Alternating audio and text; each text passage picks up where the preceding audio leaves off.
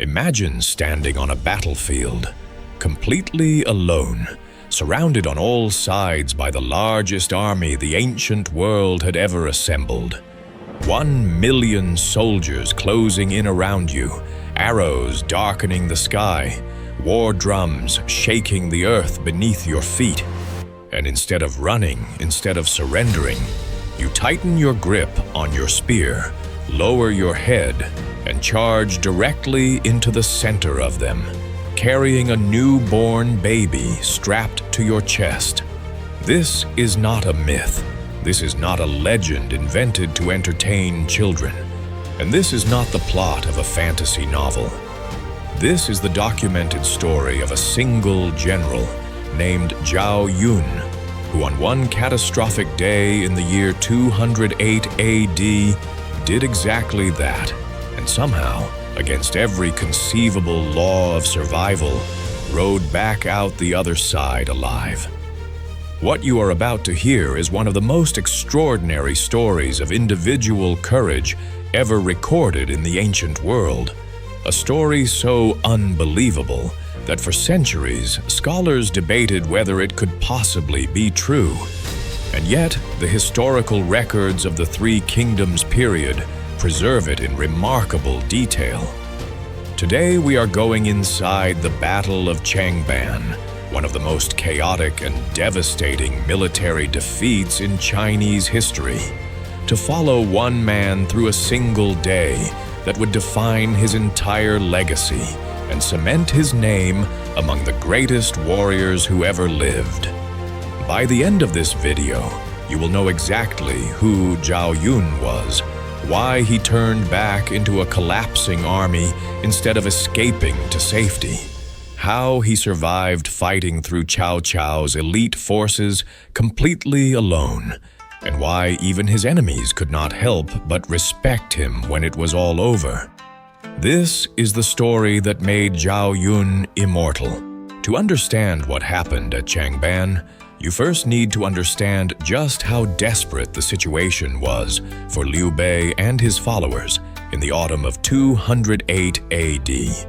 Liu Bei was a warlord who had spent most of his life losing cities, losing battles, losing allies, and yet somehow always surviving to fight another day, carried forward by a reputation for honor and a dream of restoring the Han dynasty to its former glory.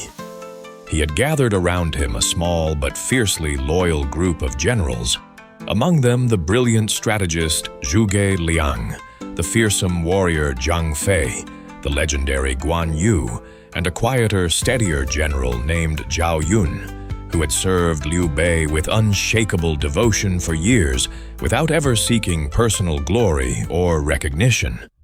But in 208 AD, Cao Cao, the most powerful warlord in China, descended from the north with a force that ancient records describe as numbering in the hundreds of thousands. An army so vast it stretched beyond the horizon, an army that had already swallowed kingdoms whole and scattered their rulers like dust in the wind. Liu Bei had no choice but to flee southward, and with him fled not just his soldiers, but an entire civilian population. Tens of thousands of ordinary people who trusted him and refused to be left behind. People who slowed the retreat to a crawl and transformed what might have been an organized withdrawal into a desperate, chaotic exodus of humanity, inching toward destruction. Cao Cao's cavalry caught them at Changban. It was not a battle so much as a catastrophe, a sudden, violent collision between Cao Cao's elite 5,000-man vanguard and Liu Bei's exhausted, scattered forces, and within moments the entire formation dissolved into chaos. Soldiers running in every direction, families separated in the confusion, the screams of civilians mixing with the clash of weapons and the thunder of hoofbeats across the plain. Liu Bei himself barely escaped with his life, riding ahead with a small group of officers, but in the terror of that moment, something was lost. Something, or rather, someone, unimaginably precious. Lady Gan, one of Liu Bei's wives, was separated from the group, and with her was the infant Liu Shan, Liu Bei's only son, the heir to everything he had ever fought for, a baby who represented the entire future of his cause. And somewhere in the collapsing chaos of Changban, that baby was swallowed by the crowd, lost among tens of thousands of panicking refugees, with Cao Cao's cavalry cutting through them like a blade through water. When Zhao Yun realized that Lady Gan and the infant Liu Shan were missing, he faced a choice that most rational soldiers would have resolved immediately, and without guilt. The battle was lost. The army was disintegrating. Survival meant riding south with the others, and no general could be expected to turn back alone into the jaws of Cao Cao's million-strong force for a single child. But Zhao Yun was not most soldiers, and he did not hesitate. He wheeled his horse around and rode back into the storm.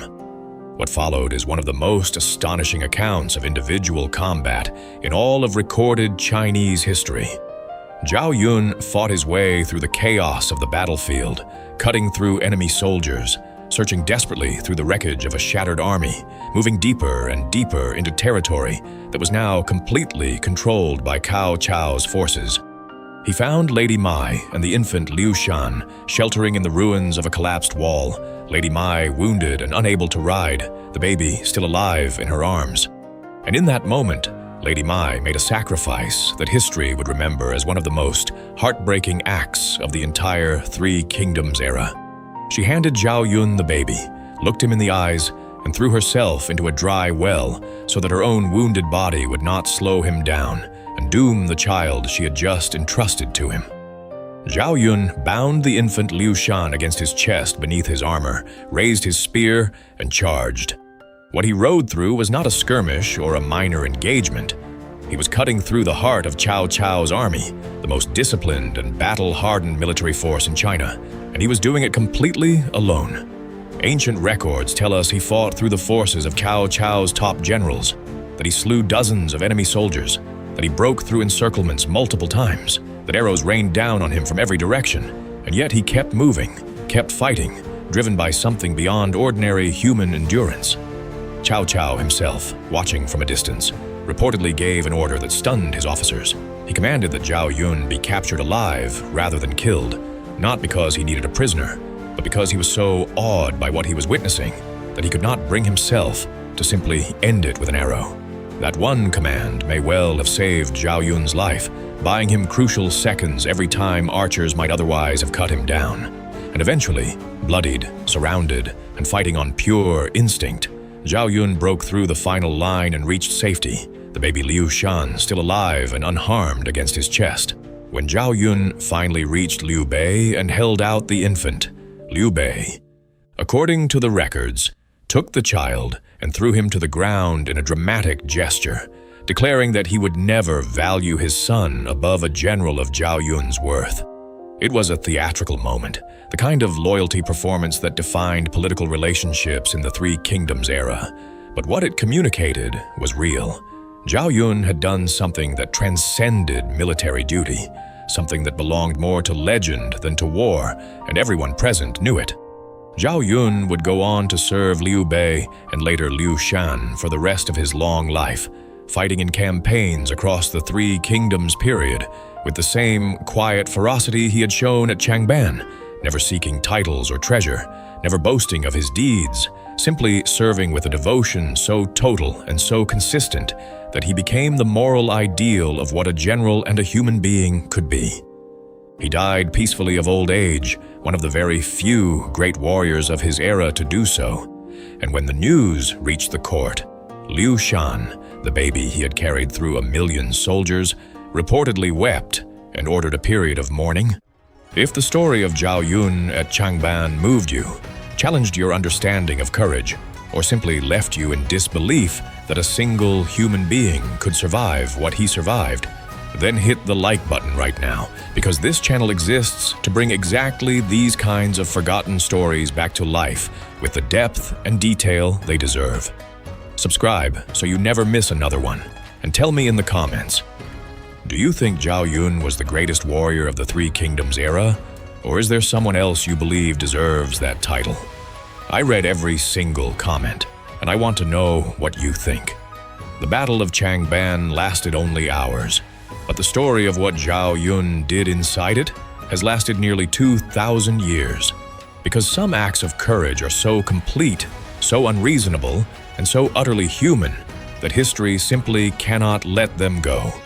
Thank you for watching, and if you want to go deeper into the Three Kingdoms era, with stories just as extraordinary as this one, make sure you are subscribed, because we are just getting started.